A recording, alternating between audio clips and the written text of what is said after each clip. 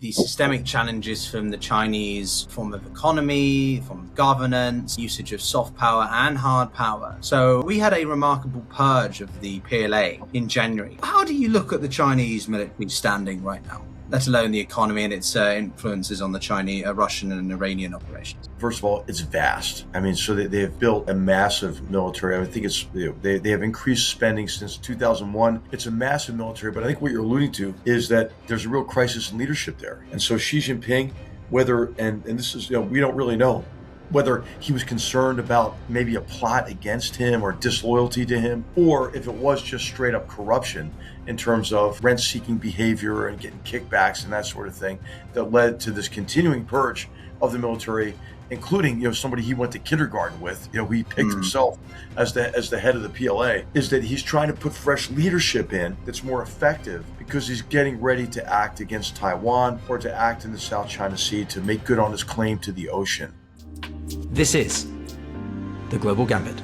You're watching The Global Gambit, everyone. Welcome back. And the show has gone from strength to strength. I will be brave enough in saying that. We've been fortunate enough to engage some quite remarkable people in their experiences and perspectives, and someone who I have been very interested to host for a long time, and well, here we are finally now, is Lieutenant General H.R. McMaster. He's 34 years, an Army career, and was the 26th US National Security Advisor in the very early stages of Donald Trump's first term, and certainly, well, with his second term fully underway, quite a lot here to unpack with the General. But General, welcome to the program. Piotr, hey, great to be with you. Thank you.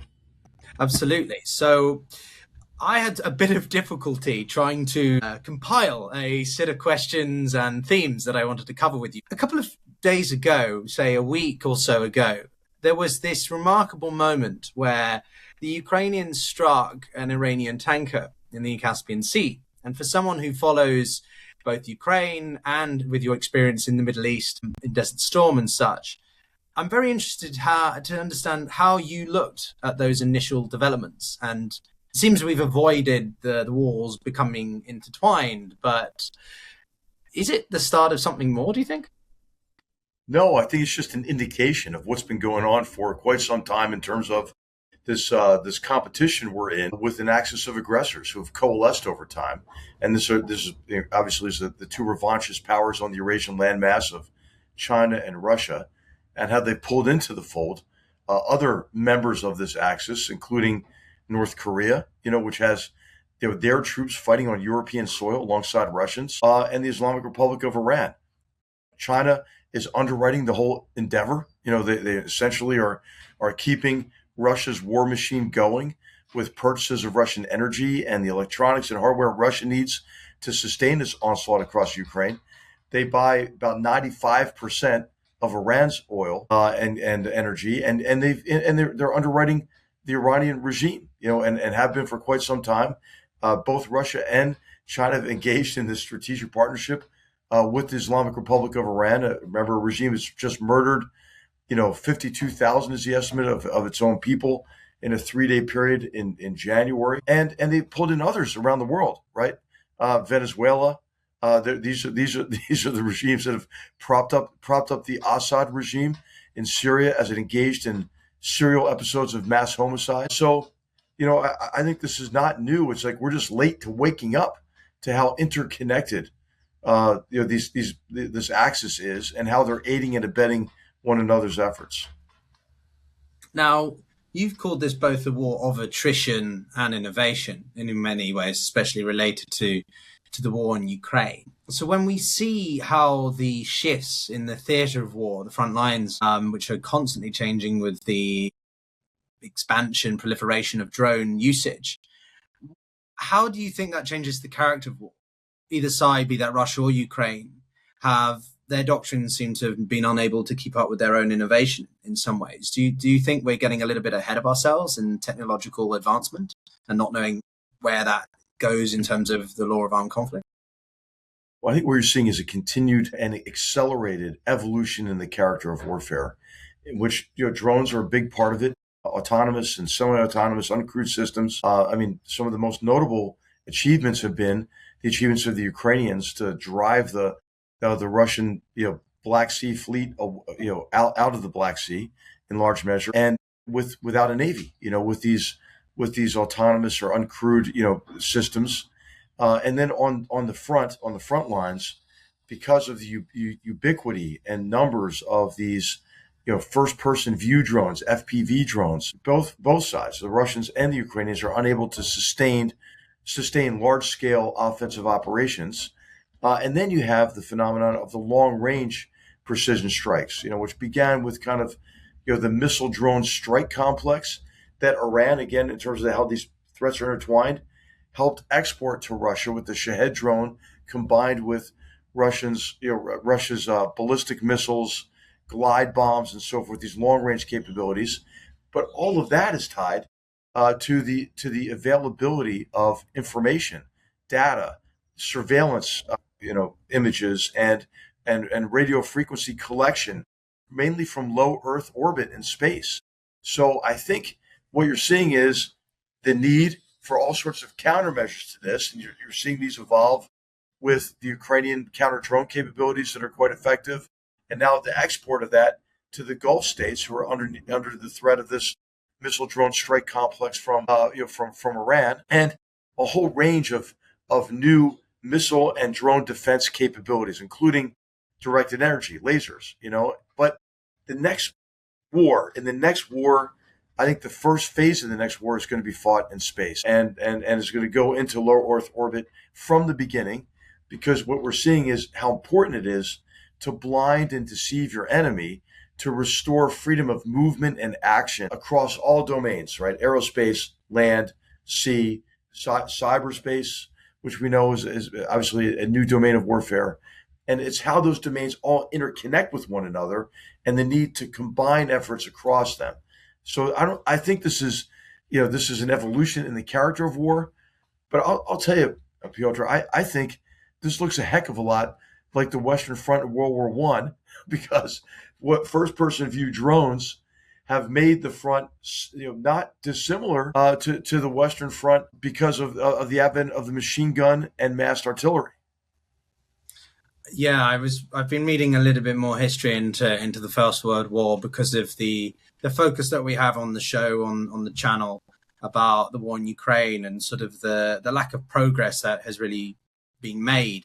Okay, it's incremental at times, and the Russian Putinists like to emphasize that sort of because they're putting pressure on a certain town, that means the entirety of the Ukrainian front's going to collapse, and the strategic sort of end to it all. But I think that the lack of real progress here is akin to sort of what we saw in the First World War, like that. And the development, as you say, is sort of remarkably important, be that the tank with the Brits. I forget, what was it, the Willy, I think they called it, the Willy tank initially. It reminds me of that a little bit. I'm not an expert on military warfare and history like yourself, but certainly the parallels are quite remarkable, especially on the Russian side, the way that they throw bodies and manpower at the problem with very little to show for it. But I want to also think about China. I'm going to come back to China a little bit later, because I think it's interesting. But sort of like the Axis powers in the previous world wars, the current relationship between the Iranians and the Russians, the North Koreans, Chinese, this four, as people like to sort of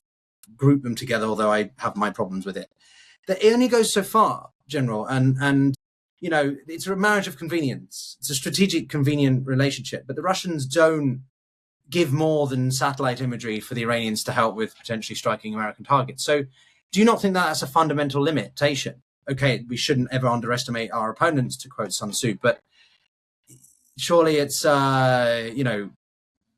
it's not the French, British, American relationships, is what I'm saying, right? It's not the Western unity like that. I guess the question is, could Russia sustain its war against Ukraine without China? I think the answer is no, because they wouldn't have the cash flow to do it, and they wouldn't have the electronics and the hardware to sustain their war-making machine. Could Iran continue without China? No, it would be financially completely isolated, And could Maduro have survived without China, Russia, and Iran?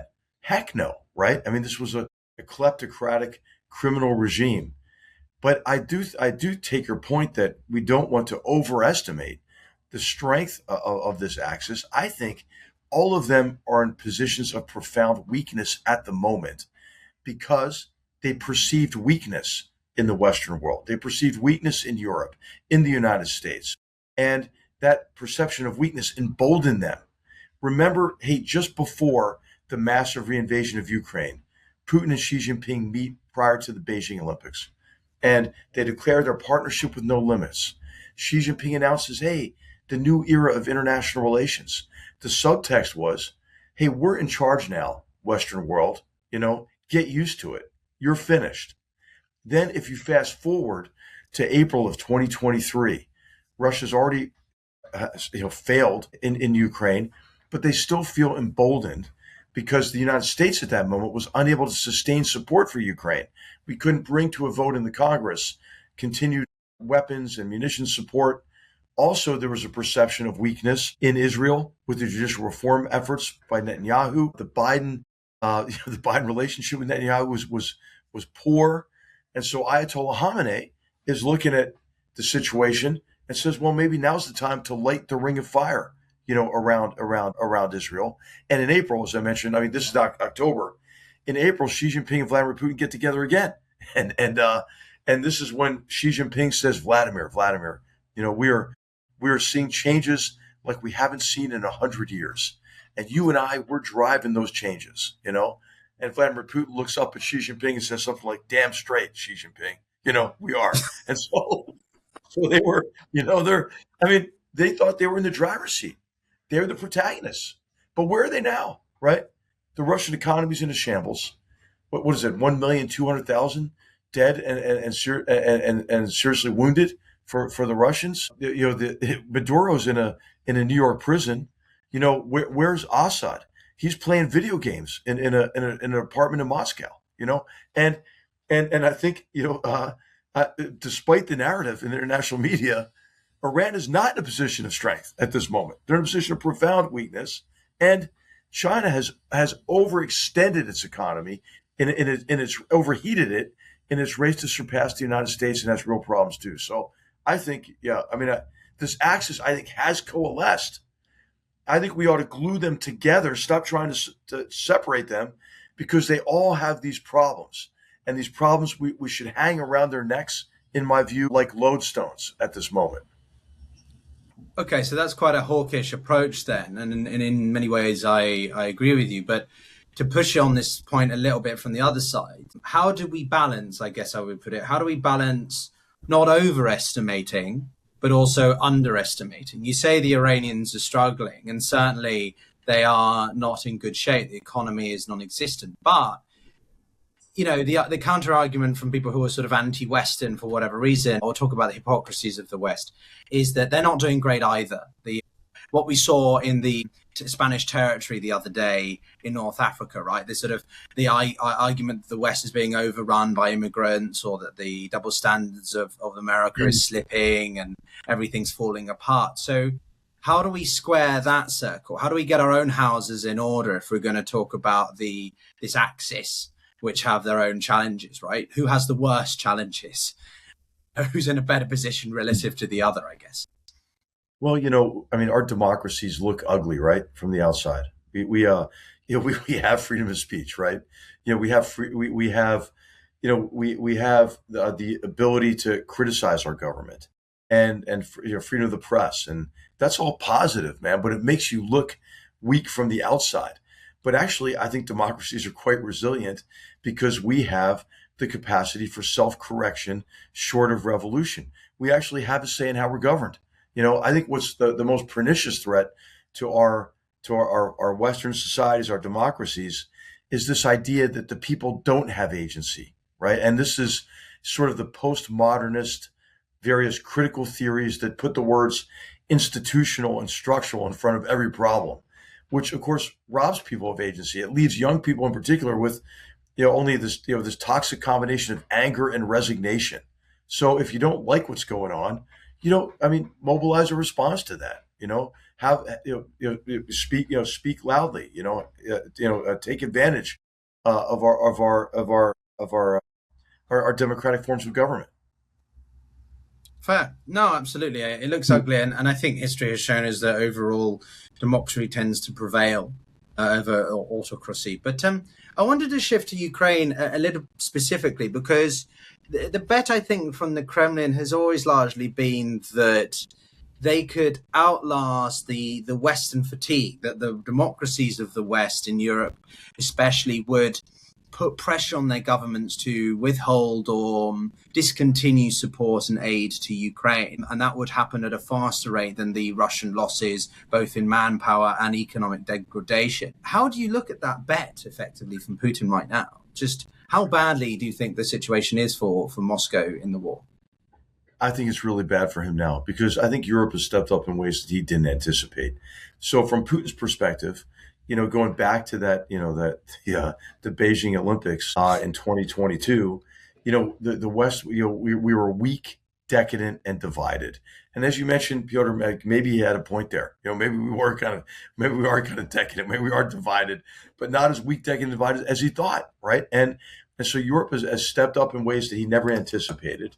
And the track record for Europe had not been great. If you go back to the 90s, and the crisis in southeastern Europe and the Balkans and so forth, Europe didn't step up, right? It took the United States to do it. But now I think Europe has seen the threat. He thought he could use political subversion quite effectively, through that kind of stooge, Orban, for example, or in Slovakia. He tried really hard to throw the Romanian elections. He's trying to split apart Europe. And what Putin thought he could do is use his relationship, which is a fake relationship with Donald Trump, to try to get the United States to sign up for terms for a ceasefire in Ukraine that were unacceptable to the Ukrainians and unacceptable to Europe.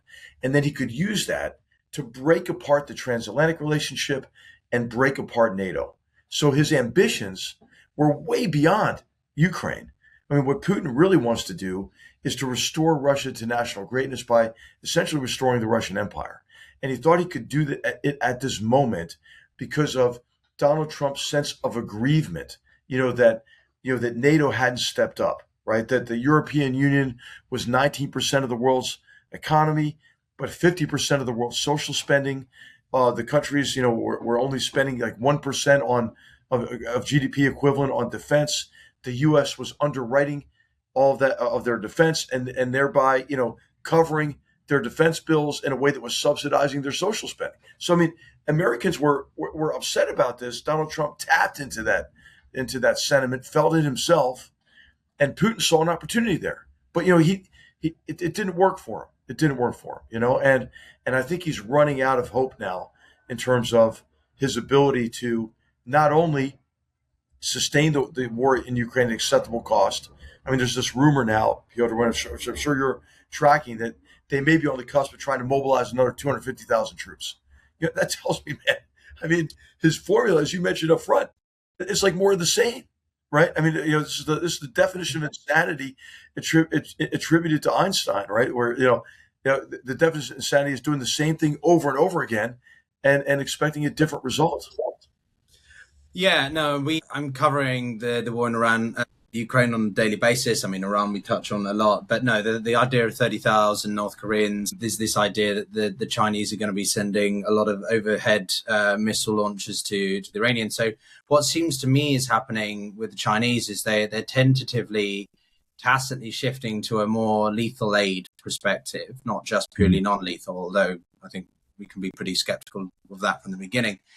But yeah, I mean, you just to focus on Europe and then maybe pivot to that grand strategic element for a moment. But I like to be quite bullish on Europe, not completely unrealistically or because I'm biased in being, European. But I think we are seeing a gradual and notable shift incrementally in different policy areas in terms of their commitment to Ukraine, in terms of commitment to their own reindustrialization in defense sectors or whatever. My curiosity, though, for you is, do you think that NATO could be functional without the United States? I don't think the US would leave completely, but I am significantly conscious of the fact that Trump might not follow through on, say, Article 5. He may defund support. We don't have capabilities in things like surveillance like the Americans do, logistical areas. The Europeans still have a lot of limitations. So I'm interested what you think the Europeans can do more and vis-a-vis NATO like that. Yeah. Well, first of all, to answer your question, no, I don't think NATO works without the United States. And the reason is, who the heck leads NATO? Is it France? I mean, is it Germany? I mean, I think, your brothers and sisters in Poland might get a little bit nervous about that. And there's these different subgroups within NATO that are really coalescing, as you know.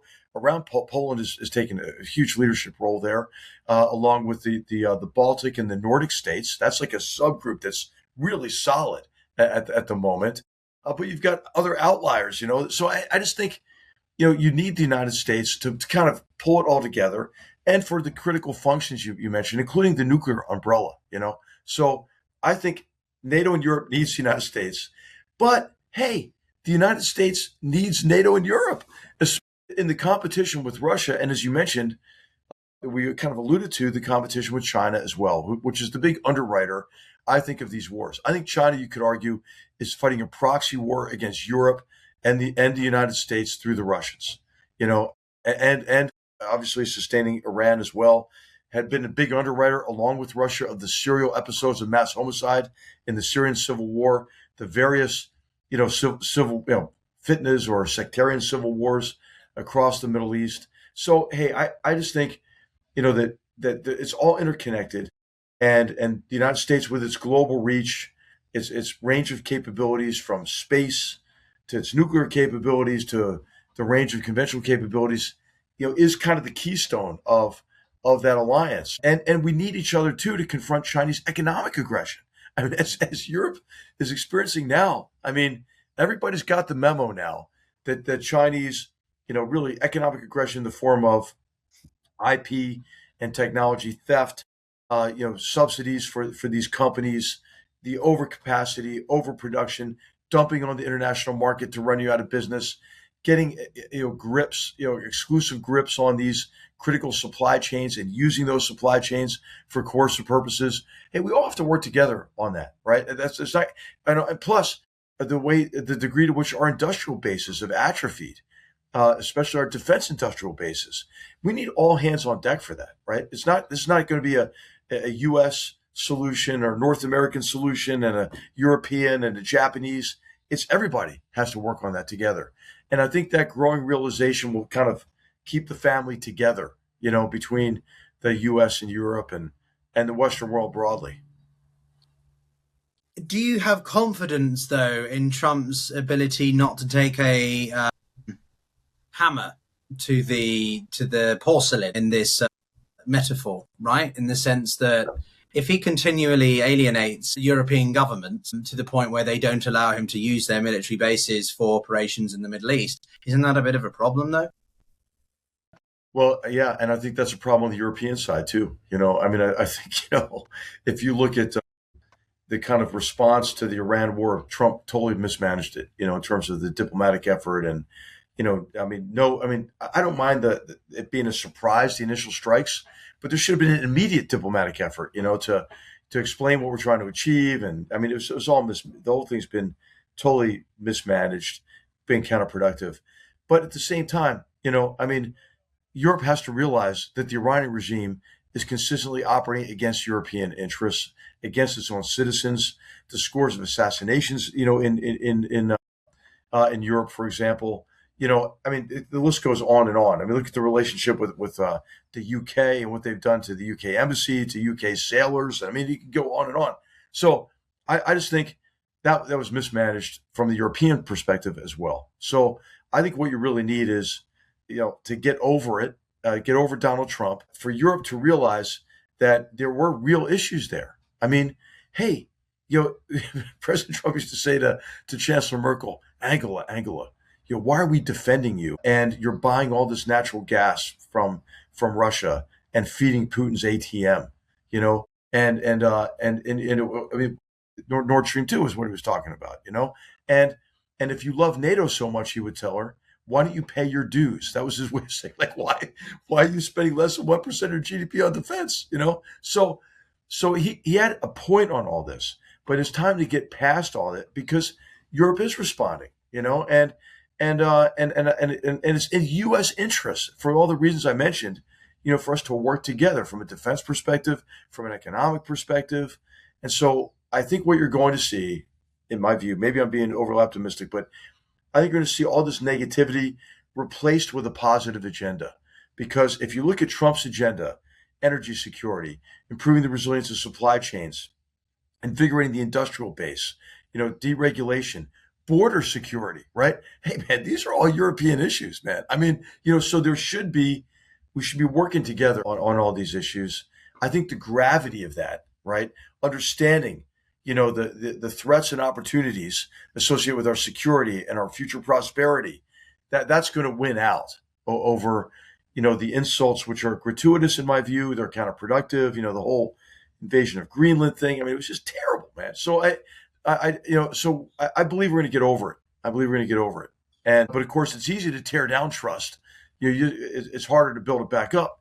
But the other thing is what Europeans have to understand: America is not one dude. America's not one guy. I mean, our country was founded 250 years ago on this radical idea that sovereignty lies with the people. And then what our founders did, what they did, they divided power in our Constitution, especially, and then they divided power even more because we're a federal system. And Pyotr, this is what all the Europeans who came here for the World Cup. I mean, why did it surprise them about the vibrancy of the American economy, about the warmth of the American people? Because they're watching CNN International, man. I mean, don't watch our cable news. Get to know America, which is a vast country, 350 million people, a federal system. America is not what they read on Truth Social. Imagine if you just ignored what was on Truth Social. Everybody would feel a lot better about themselves, and the relationship. But then how do we resolve this conundrum that we are in a particularly bad situation? European views of the United States, be it Trump or just the country as a whole, are pretty low. And I lived in the States get over it, man. 6 years. I know the country very well. It wasn't just in Washington. I did go to some red states as well, right? GOP-leaning states. So I know the country. And my concern is that Trump is burning bridges at such a rate that we're seeing a fundamental rupture in the transatlantic relationship, which even post-Trump, whether it's Marco Rubio, it's Gavin Newsom, or it's someone else, what do we do to restore the relationship which underpins so much of what we take for granted and cherish?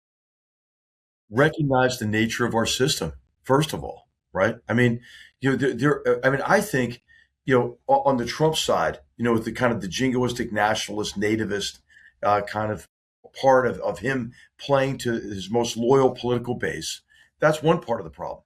The other problem, though, is European catastrophism, right? Democracy's over. Remember, democracy was over in Hungary, wasn't it?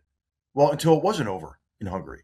Democracy was over in Poland, especially with the Judicial Reform Initiative, until it wasn't over in Poland and there was a change of parties, right? I mean, hey, I think it's important for us to be self-critical, right? And, Benjamin Franklin, when he walked out of the Constitutional Convention, was asked by a young Philadelphian woman. She said, "What do we have? Is it a monarchy or is it a republic?" And he said, "A republic, madam, if you can keep it," right? And so, there's been this sense since our founding, right, that hey, our republic is a work in progress, and that's okay, And so we should be concerned if we think that we have an executive branch, a president, who is trying to extend his Article 2, that's the second article of the Constitution, the presidency, his authorities in a way that infringe on the legislature, on the judiciary. But you know what's working in the United States? Separation of powers is working in the United States, right? And so Trump has gotten a lot done through executive order, but there's a limit to that, He's not going to have a slush fund to pay off the people who assaulted the Capitol on January 6th of 2020. He's not going to get that. He's not going to get the authority under the Emergency Economic Powers Act to put on tariffs just by caveat under that particular authority, like he did. So his power's been checked, right? And that's what we have elections for as well. Our country was founded on the radical idea that sovereignty lies with the people. That idea kind of caught on, in the age of democratic revolution, and it's still true. So those who are writing, it's democracy's over. I just want to say, hey, I think that's a bit premature. We should recognize, that we do have a say in how we're governed. We should remain concerned about the health of our institutions, the confidence in our democratic principles, institutions, and processes. We should be concerned when somebody like President Trump is destructive to critical relationships internationally. But there's a check on that, and I think we ought to emphasize that a heck of a lot more. So the underpinning element of a lot of what you think, and frankly I think as well, but a lot of people don't seem to, is China. The systemic challenges from the Chinese form of economy, form of governance, usage of soft power and hard power. So just to explore this briefly, we had a remarkable purge of the PLA in January, and it, I think, went relatively unnoticed or uncommented on because of what was happening with Venezuela in Operation Absolute Resolve. How do you look at the Chinese military standing right now, let alone the economy and its influences on the Chinese, Russian and Iranian operations? Well, I mean, first of all, it's vast, right? I mean, so they have built a massive military. I think it's they have increased spending since 2001, when China was granted entry into the World Trade Organization and began to reap the benefits of really of that entry into the WTO without making any of the reforms that were promised. They've increased their military spending by like 44-fold since then. So it's a massive military. But I think what you're alluding to is that there's a real crisis in leadership there, and so Xi Jinping, whether and this is we don't really know whether he was concerned about maybe a plot against him or disloyalty to him, or if it was just straight up corruption in terms of in terms of rent-seeking behavior and getting kickbacks and that sort of thing that led to this continuing purge of the military, including somebody he went to kindergarten with, who he picked himself as the head of the PLA. I think it does show that there's turbulence in that, but it could also mean, and this is what I think we ought to be concerned about, is that he's trying to put fresh leadership in that's more effective because he's getting ready to act against Taiwan or to act in the South China Sea to make good on his claim to the ocean, and so we have to consider that as a possibility as well. So I think the way to respond to this kind of ambiguity in terms of how ready is the PLA would be to ensure that we build up, the capacity in our armed forces, and we strengthen our alliances to convince Xi Jinping that he couldn't accomplish his objectives in the Indo-Pacific region through the use of force, because it's a heck of a lot cheaper to prevent a war than to have to fight one. And but he's engaged in this massive buildup, the nuclear forces as well. I mean, 400% increase in his nuclear forces. There is an increase, but that's only one way to measure it, right? The Chinese spend $240 billion, encompassing the Russians as well at about 130-40. That's still less than the European spend without the United States. The Europeans spend about 400 billion collectively, right? And you have to look at purchasing power parity, and you also have to look at where our money goes in terms of personnel costs, for example. That there's a great study done, a couple of years ago by the American Enterprise Institute that showed like the real stats, and they're quite different from, what you hear quoted oftentimes that what the United States spends more than the next 8 countries combined or whatever it is. When you break it down by categories of spending, research and development, salaries, which we pay our servicemen and women well compared to other armed forces. We're an all-volunteer force, for example. So, I mean, you have to look at what's behind those statistics. But in a hypothetical over Taiwan, the consideration is to sustain a maritime operation of the scale that the Chinese would have to from the mainland. I think the Americans did a study on this back in the 1940s. They would need at least 500,000 personnel, Operation Causeway, if I remember correctly. So the Chinese would need these land bridges, these dredgers that I've seen them developing, these artificial islands.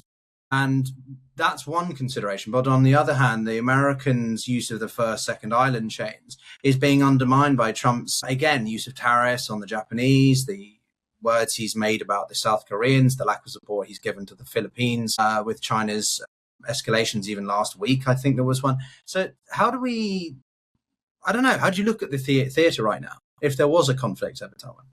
I think the relationship with Japan is stronger than ever, so I think that's an exception to the alliance kind of strains there. Takaichi-san, she's doing a great job in my view, and she and Trump have a good relationship, and Japan is becoming, like Poland, for example, Germany's on this path now, kind of a model ally that's pulling its own weight. That's what Trump likes, right? Japan has doubled their defense spending. The goal was to reach, their at the sustainable level of defense spending next year. They met it in advance. The Philippines under the current government has a much stronger relationship with the United States than it's had in recent years, and other countries as well. I mean, despite the angst over the review of AUKUS, with Australia, that's a strong relationship. It's a partnership, and Vietnam feels like they have to hedge, but I think that's a strong relationship. And then, there's a new leader in Cambodia finally after Hun Sen. I think in the Indo-Pacific it looks pretty darn good. We had the spat with Modi, which I think it is useful to look at the Indo-Pacific as a together because of the threat from China. This is what Prime Minister Abe really started in 2007 with a speech he gave. So I feel pretty good about it, Pyotr, in terms of the Indo-Pacific relationship. You have a far-left government in Seoul that I thought was going to be a disaster in terms of Japan, Republic of Korea relationships, right? Because, typically, that's oil and water between the LDP and the left party in Korea, but that's working out okay, So anyway, I feel like we're on a good path in Asia at the moment. Well, my penultimate question is simply, where does this leave the Russian-Chinese relationship? If Russia is effectively becoming a vassal state to China, could China annex, occupy, absorb some of Siberia and the Far East in a hypothetical, or just utilize Russia as a glorified resource hub in an extended conflict with the US? Yes, that could be the future of Russia. There's a great essay from maybe 2 years ago that Stephen Cochrane wrote in Foreign Affairs. Yeah, called the seven alternative futures for Russia. And that was one of them. I think when you hear China talk about them being a near Arctic power and so forth, it gives you an idea of what they're laying claim to: access to the Arctic, through Russia. So I think Russia ought to be kind of nervous. The Russians ought to be nervous about this and recognize that Putin has destroyed their prospects for gaining strength by rejecting the idea that their future lies with Europe rather than, in hostility to Europe in this forlorn, effort to restore the Russian Empire. And so Russia, in its effort to expand, has weakened itself profoundly, and I think it's in a position of really, economic, military weakness. Yeah, my father being from Moscow, we've always made the emphasis that Russia should be more European focused. 70% of the population lives in the European side, right? But certainly not in the current standing with Putin and Xi Jinping. But I guess, General, my last question for you is, what would you encourage people to look out for? Like, what does the rest of the year look like for Ukraine, for example? If Trump's situation in Iran doesn't go well, there's apparently a deal on the horizon, he says, or talks over a new deal beginning. What does it look like at the end of 26 to you? We're at a break point because of the profound weakness of the axis of aggressors, and I think that break point depends on the outcome of this war in the Middle East. And I would say this is a regional war. This isn't just a war against Iran. Remember, Iran immediately launched attacks at 14 different countries, now 15 different countries, if you include Egypt with this latest attack, and attacked not only their neighbors in the region, but the global economy. And I think if we come to the recognition, we being the U.S., Europe, our friends around the world, that this is an unsustainable situation where you have essentially a terrorist regime in power that possesses this ability to project power outside of its borders in the form of the missile drone strike complex, as well as its terrorist proxies across the Middle East. And if we need to come to that realization and work together, I believe, to weaken this regime, to prevent it from projecting power outside of its borders, whether it's in the Strait of Hormuz or the Bab el-Mandeb, or directly against the energy infrastructure in the region or attacking Israel. We have to work together on that to get them in the box, essentially, and then work over time to help the Iranian people transition away from this government that is permanently hostile to the United States, Europe, their Arab neighbors, and Israel. Because there won't be security for the Iranian people until that happens. There won't be security in the Middle East. If that happens, whenever it happens, then I think you have a profound shift in the geopolitical landscape. China and Russia's influence in the Middle East immediately goes to zero. Russia's already kind of gone to zero because they were playing the role of arsonist and fireman in Syria, right? Well, now Assad's gone. You know, but now Iran, like the main purchase that China had in the Middle East was, we can restrain Iran. So you need us, Gulf states. You need us, Oman. You need us, Qatar and Saudi Arabia and UAE. Well, how did that work out? It didn't work out, right?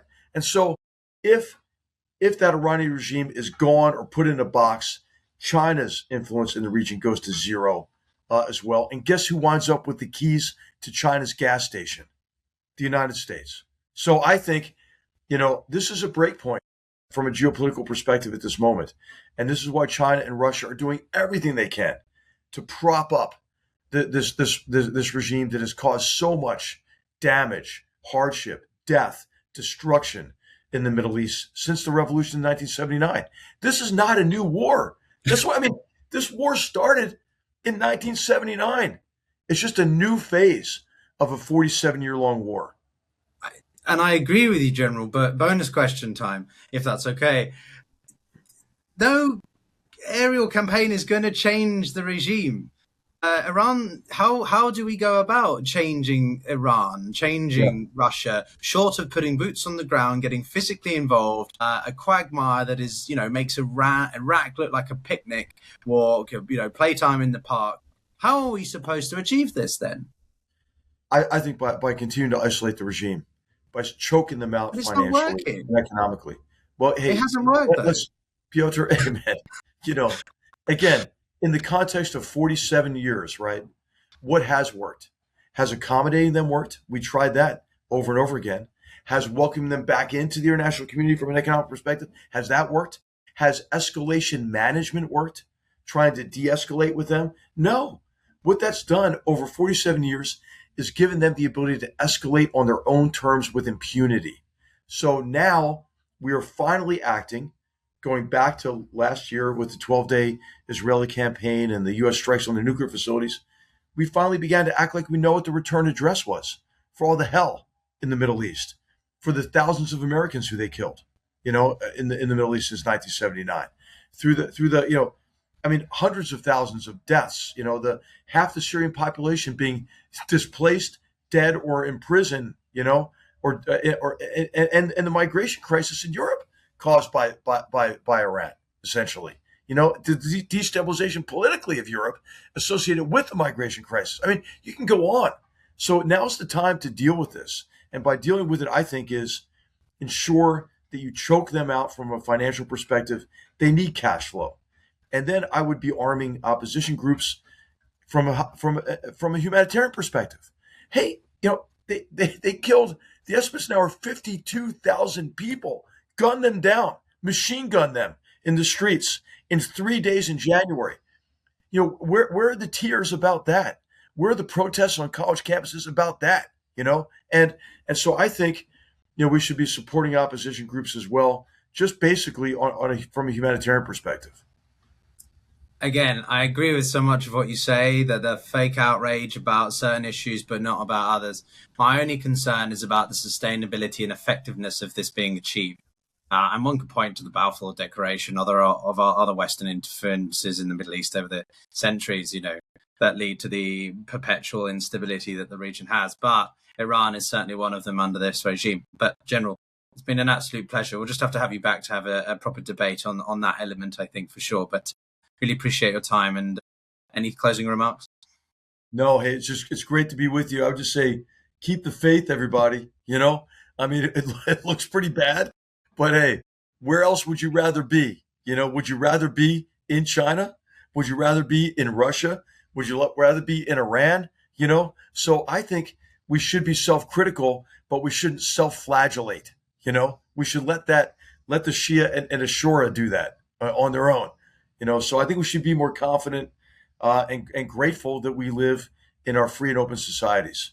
And what a pleasure to be with you, Pyotr. Thank you. Thank you very much, General. It's been an absolute pleasure. Everyone watching, thank you so much. Do follow the General's work, commentary, and we'll be back very soon. Later on this month, we've got General Petraeus and Sarah Payne coming up as well. So you know where to find the top tier conversations. And of course, General McMaster will be back because he loved it that much. But we'll speak soon. Thank you, everyone.